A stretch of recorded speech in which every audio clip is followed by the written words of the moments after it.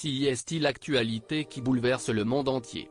Estelle Denis était reçue ce samedi 14 octobre au soir sur le plateau de Quelle époque par Léa Salamé et sa bande.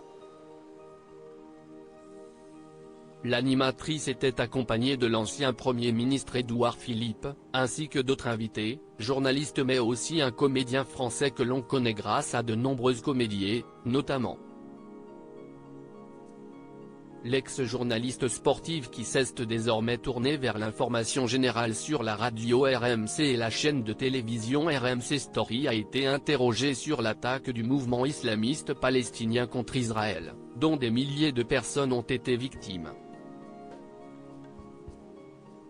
Habituée à parler avec franchise et avec son cœur, la fan de foot n'a, une fois de plus, pas hésité à dire ce qu'elle pense, bien que la situation soit des plus délicates.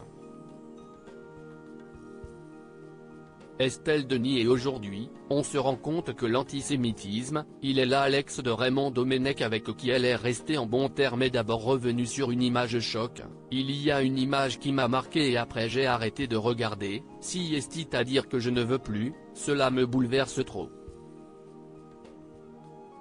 Si est-il l'image de cette jeune fille assez dénudée et écartelée à l'arrière d'un camion militaire, a-t-elle déclaré, avant de poursuivre, « Je suis très émue parce que tout ce que je vois là, je trouve ça absolument bouleversant. »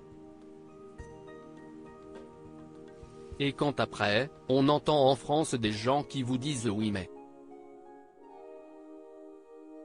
Moi ce oui mais, je ne peux pas l'entendre.